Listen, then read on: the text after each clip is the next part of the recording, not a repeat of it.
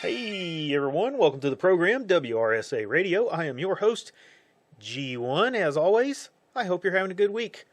It has been a very busy one for me this week, and in fact, well, I was kind of unsure that I would even get to do a video. My work and life schedule have been, well, they've been in upheaval really over the last month or so. And it's kind of coming up on a very busy time over the next few weeks as, well, I make some transitions in my life and move from one job or career into what may become a new one. I'm not sure where that's going to take me, but yeah, so we'll see what happens. Anyway, with that said, what do we have going on this week? Well, it's DNC week. This week, as the Democrats have their coronation, the Democrat national coronation. I guess that works either way. They wrapped up the coronation of Kamala and last night, and boy, did she go out with a sputter. I just thought of an analogy that kind of best describes that thing. I didn't watch it, by the way. I just saw some coverage of it. I paid more attention to the riots and demonstrations going on outside. I say riots. I don't think they had a lot of unrest last night. They did have a lot of demonstrations, but I thought this analogy kind of made a good go at it. Have you ever been to a kid's birthday party where the parents of the kid have hired in some kind of entertainer that's like just low budget dollar store tier, like a really bad clown or a mime, a magician that's like half drunk or something like that? You know, the other parents are just embarrassed for them. You know, they're just cringing. It's like, oh, and the kids are bored and they're not having any fun at all. And the only ones cheering and trying to get them excited are the birthday kid's parents. Because they know that even though this is all that they could get at the last minute, since their other clown canceled, it still cost them a lot of money. So they're pretending to have a good time and to cheer. They're pretending that this really is a party. But it's not. Yeah, it's just like that. That's the Democrat National Convention.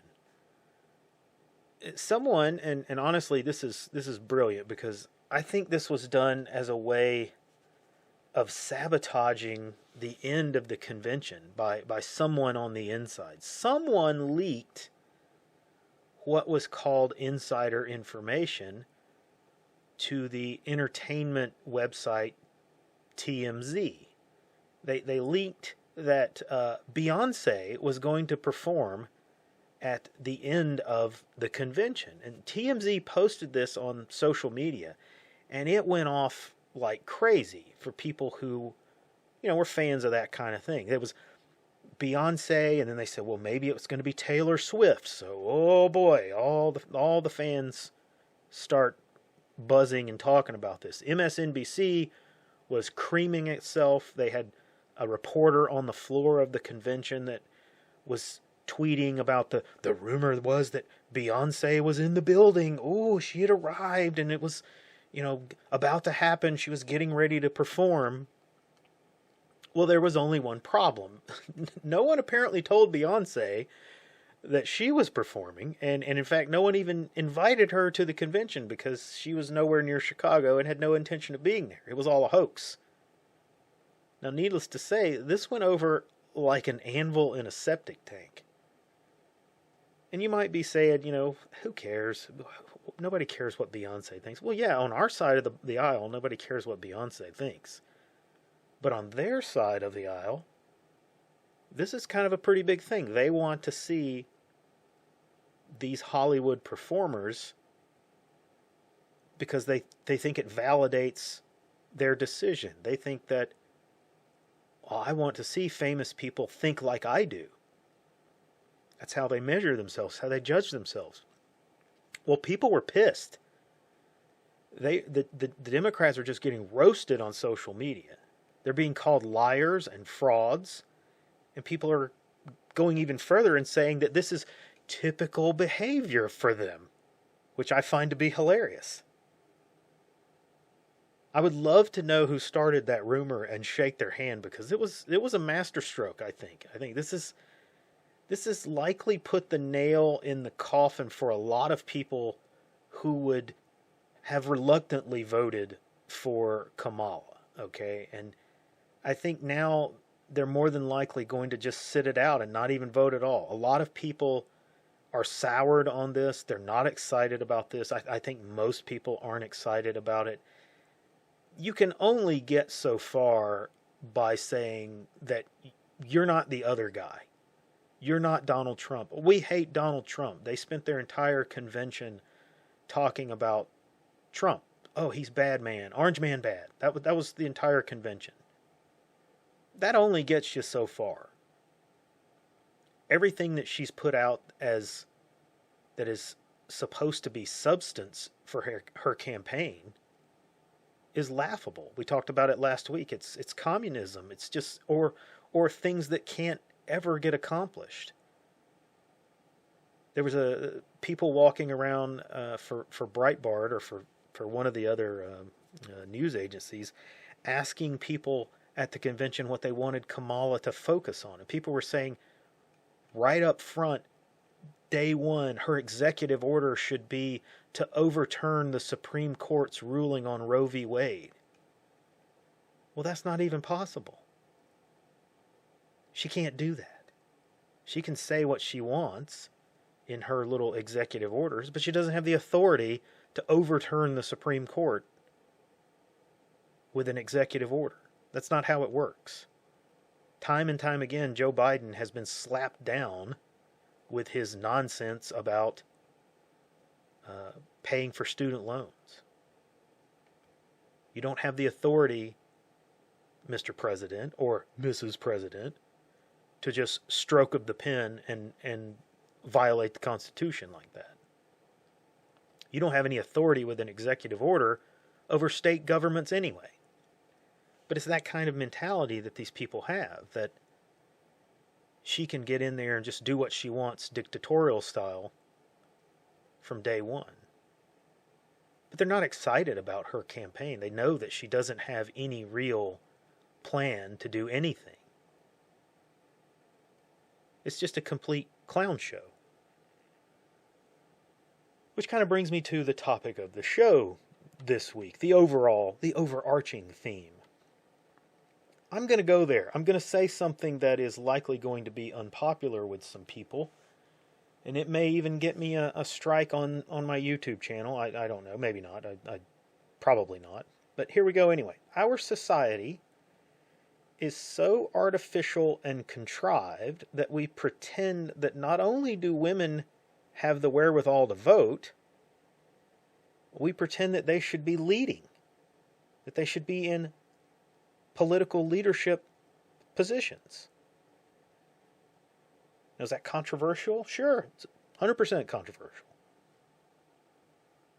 But let's lay out the conditions and qualifications of that statement.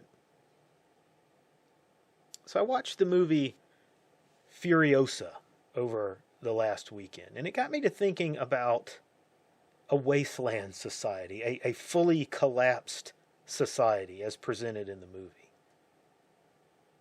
And in this movie, and I won't go too deep into the movie and give away too many spoilers or anything, but in the movie there's a little oasis where it appears that women are either in charge or the majority of the population in this little oasis, and they're in these leadership positions. It's not really clear, it's not distinctly depicted, but the implication is there that women are leaders of this little place.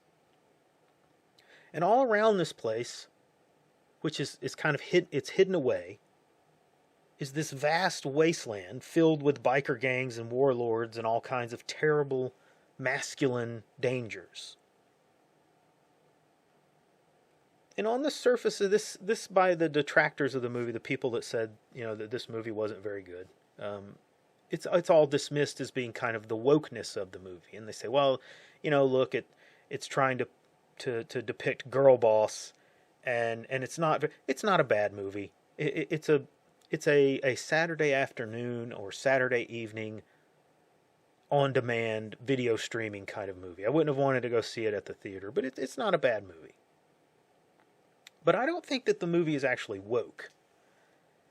I think that this movie built in kind of a little dig at that whole, wokeness. That's how it got past the Hollywood narrative police.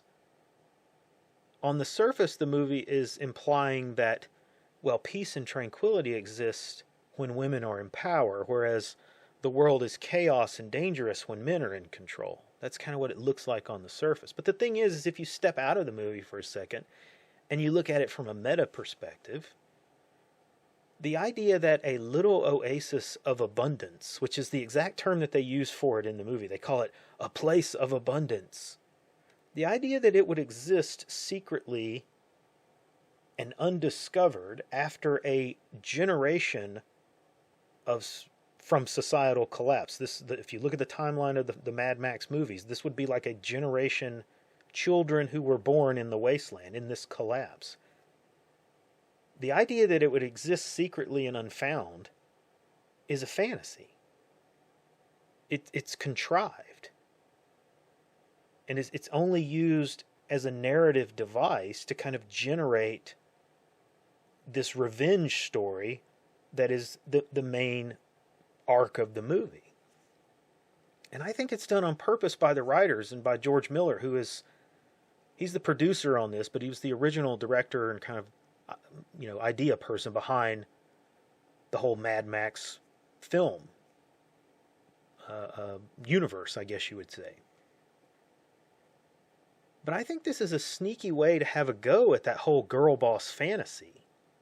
It's a way of saying this whole idea that in a natural order society, it's fantasy to believe that groups or tribes will naturally evolve with women in these high leadership positions. Matriarchal societies do sometimes happen naturally, but they're so rare as to be fantastical and just outright oddities. They're known because of their rarity. It's just not the normal natural order of things.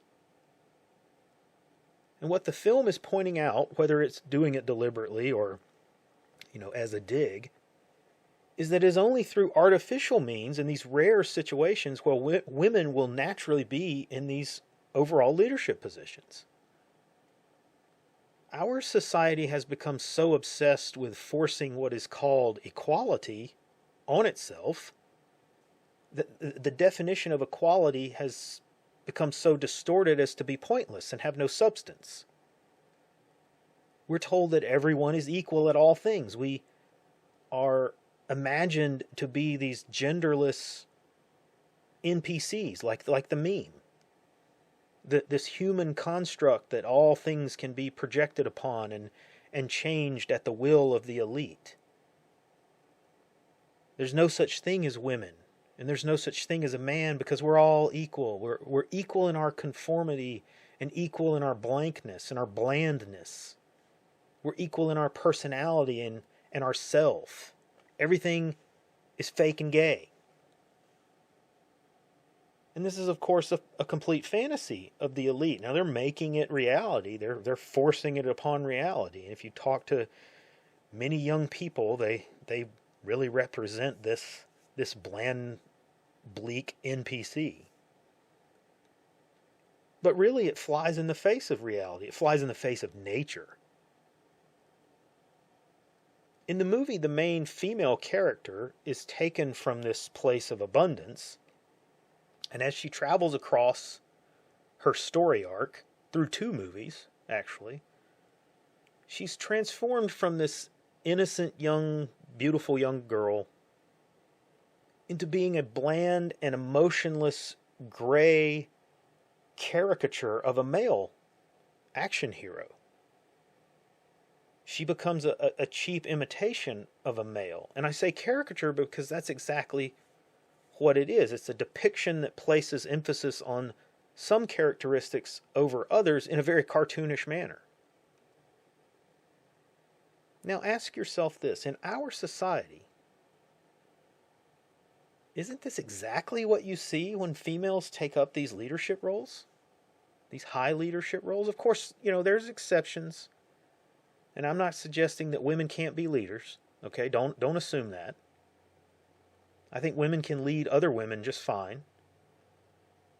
I think there are times when they're naturally capable of leading larger groups.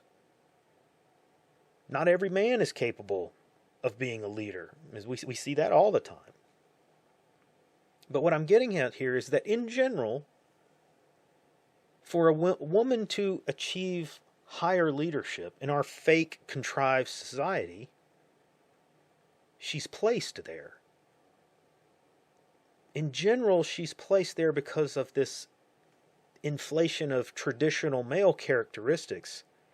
And most often, these are more likely to be the bad characteristics.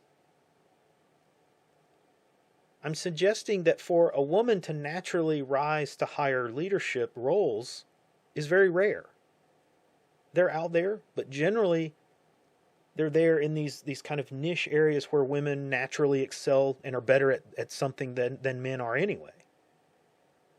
What I'm talking about more is like politics and C-level large businesses. That's where it's rare. Or that's where it's unnatural, say it that way. Generally, the women we see at those levels are there because they're horrible people. They're fake. They're vicious. They're terrible to work with. Most of the time, that means fear. People don't respect them. They fear them. Sometimes fear is a good thing, or at least a good enough thing.